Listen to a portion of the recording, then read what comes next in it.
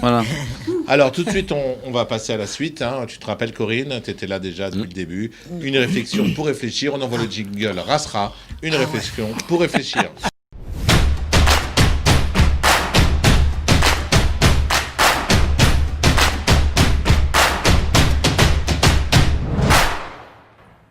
Bonjour à tous et à toutes, bienvenue dans cette nouvelle émission. Une notion qui est développée bien sûr par la Torah, Vitem Kedoshim, vous serez saints. C'est une mitzvah qui est développée au début de la parashat Kedoshim et qui est rappelée dans plusieurs endroits dans la Torah. On sait que c'est un principe global, la sainteté, et c'est marqué Vitem Kedoshim Tiyu, soyez saints. C'est aussi marqué Veit Kadashtem Vitem Kedoshim. Vous vous sanctifierez et vous serez saints. Donc ça fait un petit peu redondance. C'est comme si on avait dit vous rentrez dans la piscine et vous serez mouillé. Vous peindrez la palissade et elle sera peinte. Donc à quoi ça sert de dire vous vous sanctifierez, vous serez saint, évidemment.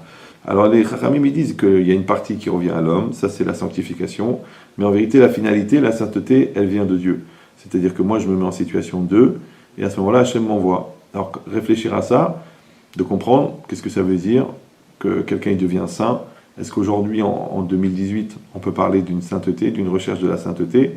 Et selon la définition du Rav Chaim de Volojine, que Kadosh, c'est Mouvdal Min HaChomer, c'est séparé de la matière. Alors comment est-ce que quelqu'un aujourd'hui, dans un monde qui est tellement matérialiste, il peut réussir à fabriquer de la sainteté? Ou alors peut-être que c'est vraiment le bon moment et l'opportunité à saisir de devenir saint en 2018. À bientôt. Oui, voilà, comme d'habitude, je vous rappelle que l'émission est sponsorisée par Doliprane. Doliprane pour les émissions qui vous font mal à la tête. Alors, bien sûr, on est... Non, mais c'est pire qu'un cours de philosophie, ça. C'est pas pire, c'est... Bon, c'est écoutez, mieux, ça va, c'est bien. c'est bien, c'est bien. ouais, On c'est va voir. C'est Une bonne réflexion. Ouais, il a... Ah, voilà. mais- Je suis très sérieux parce que j'aime. Alors, on va répéter en 2 mots. Hein. Vous serez saints, vous vous sanctifierez et vous serez saints. Pour ça... Je comprends pas la question. Voilà. La question, il la piche pas déjà. Non, pour ça se répète. Bon, pour ouais. ça se répète. Pour ça se répète. Pour ça se répète. Mais pour ça se Non, répète. pourquoi ça se répète? Non, pour ça se répète. Non, il n'a pas écrit comme il faut, Shimshon. Alors, tu sais quoi? Les questions du niveau du Rav Ben Chitri de Ben Porat Youssef qui sont pas vraiment Chez pas Barry. compliquées. Parce Pas qu'il compliqué. faut vraiment faire Correct. un effort, d'accord? On est là Il y a eu pour pire. élever aussi un peu les Le niveau. connaissances et la culture générale des gens, d'accord? Et pas uniquement s'amuser, c'est les deux, d'accord? Divertissement et culture. D'accord. Donc, qu'est-ce qu'on voit? Il y a ça, mais de l'autre côté, il faut lui faire préparer les questions avant. Et bien, soit en plus tu fais des fautes d'orthographe comme ça, le pauvre, il est où lui? Pour ça se répète et Attends, pour ça c'est- se répète. c'est compliqué. Alors, Stéphane, encore vas-y, pour ça se répète. Alors, pour ça se répète, ce dont à quoi c'était Oui. par rapport à l'autre. Oui. Mais Alors pourquoi? Est-ce que c'est bon? Voilà. Les gars, ben voilà, moi je. Alors- ça va te pas. Alors, Dan, Non, alors peut-être, je vois la question. Non, mais réponds. Allez, pas simple, comme ça, au feeling, ok? Pourquoi il y a une redondance de saint et saint? Pourquoi il y a 2 fois saint? Voilà. Ok, je crois que c'est ça la question. Voilà. Je pense que Pourquoi le on premier... doit se sanctifier pour être saint? C'est Ok, logique. alors le quoi. saint C'est- ultime, la c'est un sanctification pléonasme. ultime, c'est Hachem. C'est le boss, c'est là-haut, c'est lui, la référence en matière de sainteté. Donc peut-être que le fait de répéter 2 fois le terme saint, c'est pour faire comprendre à l'être humain pachoute qu'on est, de se rapprocher du maximum de la sainteté Divine. qui est celle d'Hachem, en faisant le maximum d'efforts pour se rapprocher de là où on doit être pour être saint comme Hachem le veut. Donc la redondance des 2 saints, c'est un, Hachem la référence, et l'autre c'est nous, où on doit se rapprocher. Moi je le vois comme ça, au sens plus simple, mais je pense que ça va être développé par des gens plus techniques. c'est la Colin redondance Cabot. des deux C'est la redondance des 2 saints, donc t'as... Ok. Alors, Corinne. Mais pourquoi moi? pourquoi pas? Parce qu'on t'aime. Non, oui. mais Dan, je suis sûr qu'il est plus C'est que t'as un joker. Non, mais tu peux. Oui, tu bien peux- T'as un joker, Oh Corinne. non, tiens. Voilà. Oh, voilà. Ok. Ah, c'est- Même pas une réponse masquée. Non. Non. Ok, ça me Dan. vient pas là. Ok. Eh, passe le jeu. Alors, Ah oui. Ah, une fois, Ah c'est oui, Ah une ouais. fois. Bah oui. C'est un joker. trop facile. Voilà. Rachi là-bas, Rachi, Oui. qui vient nous expliquer au niveau du pshat, il dit Kadesh atzmecha bemutarlach. Ça veut dire tu vas te sanctifier par les choses qui te sont permises. C'est-à-dire qu'il y a 2 niveaux de sanctification. Il y a un niveau de sanctification qui se fait à travers les mitzvot, c'est-à-dire Asher Kideshan ou Bemitzvotav. Donc on fait les mitzvot et on se sanctifie, parce que les mitzvot, c'est des actions qui sont spirituelles. Je mets les tefilines, c'est pas naturel, je décide de mettre des tefilines, c'est parce qu'il y a un tzivouï d'Hachem. Donc Kideshanu, Bemitzvotav, donc on est mit Kadesh avec les tefilines, ou avec le chauffard, ou avec des mitzvot. Mais il y a un niveau de sainteté qui est un niveau qui est avec le chol. Ça veut dire j'ai le droit de manger, mais je vais décider de manger un peu moins pour me sanctifier, pour pas devenir matériel. Donc c'est ce qu'il a dit le Rav Ben Chitri dans sa question. Il dit que Veit kadashtem, veitem kedoshim. C'est-à-dire notre niveau à nous, c'est aussi de prendre le monde matériel et de le prendre dans une mesure pour se sanctifier, avec l'intention de donner moins pour se sanctifier. Et Akadosh Baruch Hu, il voit qu'on donne ça, et il va nous donner la sanctification béhémeth. C'est-à-dire qu'il va nous donner un niveau, même dans le spirituel, qui est bam. Voilà. Dan Groover, l'homme qui comprend le Rav Ben Chetri. Merci Dan. Et je l'aime. Alors, notre tzaddik de service. Déjà très très beau ce que vous avez dit juste avant. Il y a deux notions, je pense, dans la question. Enfin, il y a plusieurs notions, mais deux notions que j'ai cru comprendre dans la question du Rav Ben Chetrit. La première, c'est celle de comprendre que ce qui nous rapproche le plus de la spiritualité, disons, en matière de matérialité, c'est le feu.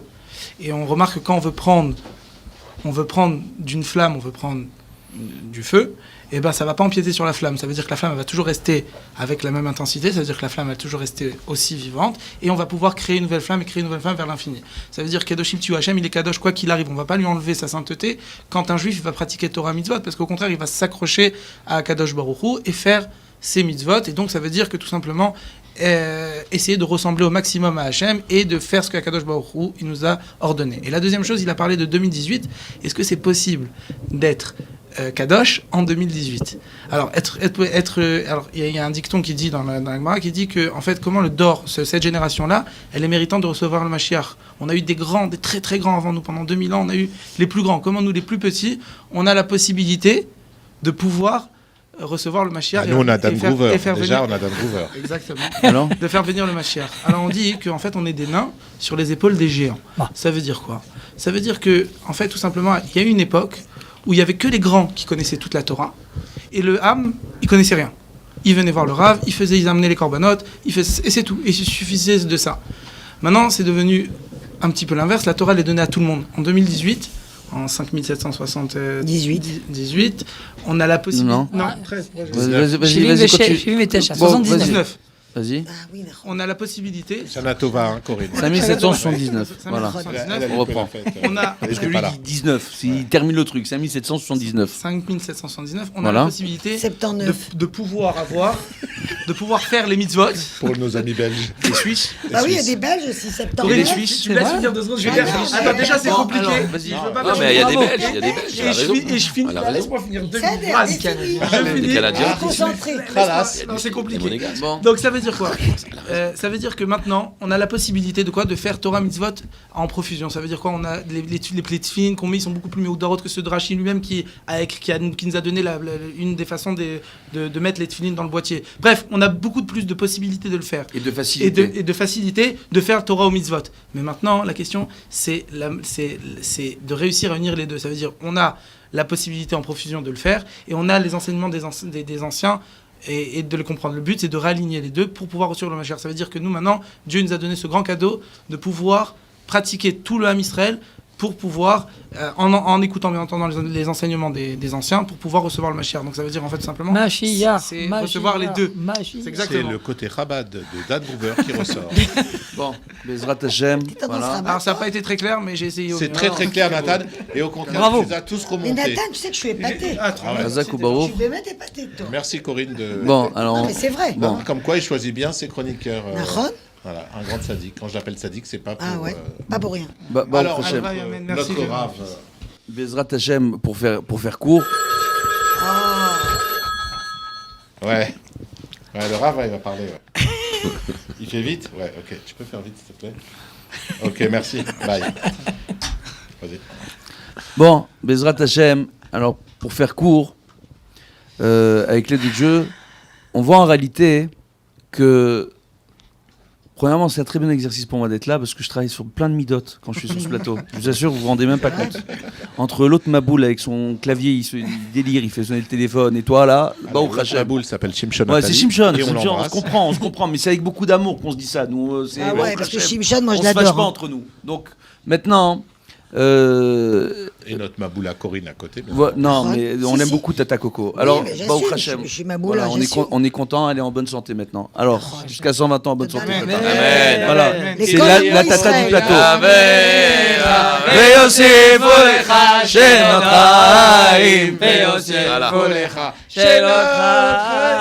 Et tout ça, c'est sans bourra, hein, je vous dis pas. hein. Alors maintenant, Il faut donner Corinne à un moment. bon, alors maintenant, le truc fait comme ça, je sais pas si vous êtes les filines, c'est l'heure. Attends. Alors maintenant, Bezrat Hashem, on va voir, on va essayer de dire les choses clairement. Le Rav Ben Chitrit, quand il vous pose une question, dans sa question, il y a déjà la réponse. D'accord ? Mais en réalité, c'est quoi ? Il nous dit, il y a un rapport. Dieu, c'est la source de sainteté, c'est aussi la source de vie. Tu veux vivre comme il faut te relier à Dieu. Dieu, il t'a donné une Torah. La Torah, c'est un véritable mode d'emploi. Ok ? Aujourd'hui, on voit et on constate plein de vidéos de coachs et de personnes qui viennent et qui donnent des conseils en tout genre. Ah ouais. Et quand ils donnent des bons conseils, c'est des conseils qu'on trouve déjà dans la Torah. Donc, ce que j'essaye juste de dire, c'est que quand on se rapproche de l'étude de la Torah et quand on arrête d'aller chercher ailleurs, parce qu'on a beaucoup de gens qui, au lieu d'aller chercher les réponses dans la Torah, vont faire le tour du monde. C'est comme si tu veux te gratter l'oreille ici. Shra. Shra. Voilà. Ouais. Ah, tu connais Shra? Eh ben, c'est Donc tunisien, Shra. tu fais le tour du monde, tu fais fais le des Shra. mais c'est des Comme ça, inventions à ouais, nous. on que l'a vous inventé, utilisez. ouais, Alors ouais. attends, Même ça, ils vont on l'a le inventé. reprendre. Non, on l'a inventé nous. 1,000,000%. Non, mais il est tunisien, je crois. Merci. Attendez, alors maintenant. Gardez-le en même temps. hein. Mais attendez. Alors, on va continuer. Ah, Allô. c'est Bézak ici ou Ah, quoi? on nous confirme que Shra, c'est bien de Tunisie. Voilà. Et c'était un Marocain. on vous laisse. Merci Alors, beaucoup. alors bien, on peut continuer. Non, mais tout ce qu'on essaie de dire, Bezrat Hashem, c'est qu'on voit qu'on est dans une génération où ça suffit pas aujourd'hui de se dire je fais Torah en mitzvot, d'accord ? C'est-à-dire je fais Shabbat, je mange kasher la méadrine. Moi je vois des gens, ils peuvent manger kasher la méadrine, faire Shabbat, faire toutes les mitzvot comme il faut. Ben Adam les Chavero, d'accord ? Eux vis-à-vis de leurs femmes, pour certains hommes, ou les femmes vis-à-vis de leur mari, ou les parents vis-à-vis de leurs enfants, ou les enfants vis-à-vis de leurs parents. Dans le cadre familial, ça vaut pas grand-chose. Le comportement, il vaut pas grand-chose. Ce qui veut dire que, et je parle pas que des religieux, je parle en général, on a beaucoup de gens dans la société qui disent moi j'ai une grande moralité, et moi j'ai qu'une seule parole, Et et c'est moi du pipeau. ma parole c'est ça, etc. Et ce qui est vrai, dans le cadre professionnel, ces gens ils sont extraordinaires. Mais après, quand on creuse un peu, on se rend compte que dans le cadre du privé, ils sont totalement différents. Et en réalité, qu'est-ce qu'on essaye de voir ? On voit que la véritable question par rapport à 2018, et c'est ça le véritable défi aujourd'hui, 5779. voilà, Baruch Hashem, Bravo. tu vois, c'est bien. Je suis là. Chazak ou Baruch. Je gère. On voit justement par rapport à ça que ici, le véritable défi, c'est non seulement d'arriver à faire Torah au mitzvot, mais d'aimer ce que tu fais.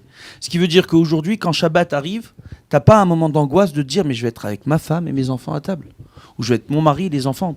Les enfants, on va faire quoi avec les enfants ? Le Shabbat, ils vont faire quoi les enfants ? Comment ils vont s'occuper ? Est-ce qu'ils vont se lever ? Ils vont pas se lever à la synagogue ? Est-ce qu'ils vont être de bonne humeur ? Qui c'est qui va dire le... C'est le jour. Il y a des gens, malheureusement, pour qui aujourd'hui les jours de réunion familiale comme le Shabbat sont devenus une source d'angoisse.